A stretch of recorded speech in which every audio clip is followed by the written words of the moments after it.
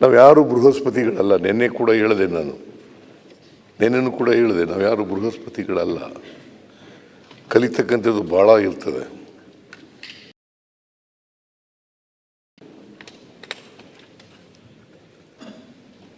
ಕಲಿಯೋಕ್ಕೆ ಅದು ವಯಸ್ಸೇನಿಲ್ಲ, ಅದು ಅಂತಿಮ ಏನಿಲ್ಲ. ಅದಕ್ಕೆ ಯಾವಾಗಲೂ ಕಲಿತಾ ಇರ್ತದೆ.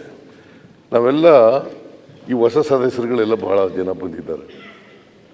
ಹೊಸ ಸದಸ್ಯರುಗಳಿಗೆ ಮಾದರಿಯಾಗಿರ್ಬೇಕಲ್ಲ. ಅವತ್ತು ನಾವು ದಾರಿ ತಪ್ಪತಕ್ಕಂಥ ನಡೆದರೆ ಹೊಸ ಸದಸ್ಯರು ಏನು ಮಾಡ್ತಾರೆ ಪಾಪ.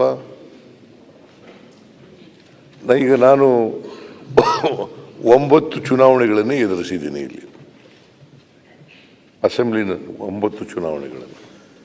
ಇವನು 8 ಸಾರಿ ಆಯ್ಕೆಯಾಗಿದ್ದಾನೆ. ಇಲ್ಲ 8.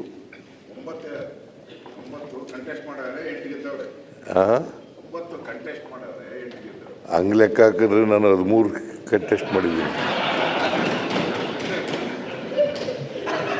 13 ಚುನಾವಣೆಗಳು ಕಂಟೆಸ್ಟ್ ಮಾಡಿದ್ದೀನಿ.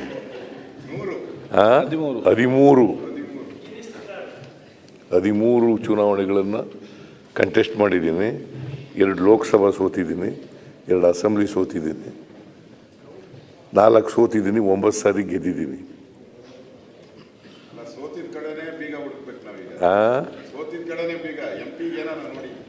ಯಾರು ನಾನು MP ಗೆ ಇನ್ನೂ ನಿಲ್ಲಲ್ಲ ಅಂತ ತೀರ್ಮಾನ ಮಾಡಿಬಿಟ್ಟಿದ್ದೀನಿ ನಾನು. ಈಗ ನನ್ನ ಇಲ್ಲಿಂದ ಕಳಿಸ್ಬೇಕು ಅಂತಲೇ ಇದೆಯಲ್ಲ ನೀನು. ಈಗ ನಿನ್ಗೆ ಇಷ್ಟ ಇಲ್ವಾ?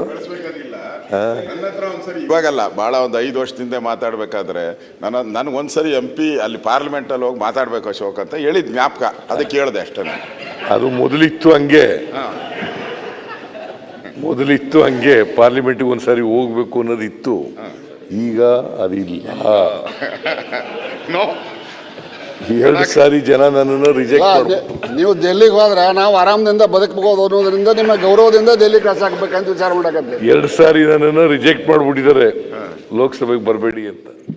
1918 ಒಂದು ಸಾರಿ, 1991 ಒಂದು ಸಾರಿ, 2 ಸಾರಿ ನನ್ನನ್ನು ರಿಜೆಕ್ಟ್ ಮಾಡಿಬಿಟ್ರು. ಸೊ ಇನ್ನು ಮತ್ತೆ ನಾನು ಆಸೆ ಪಡೋದು ಚೆನ್ನಾಗಿಲ್ಲ ಅಂತೇಳಿ ಬಿಟ್ಬಿಟ್ಟೆ. ಈಗ ಮಾಡ್ತಾ ಇಲ್ಲ. ಅದರಿಂದ ನೀನಾಗಲಿ ನಾನಾಗಲಿ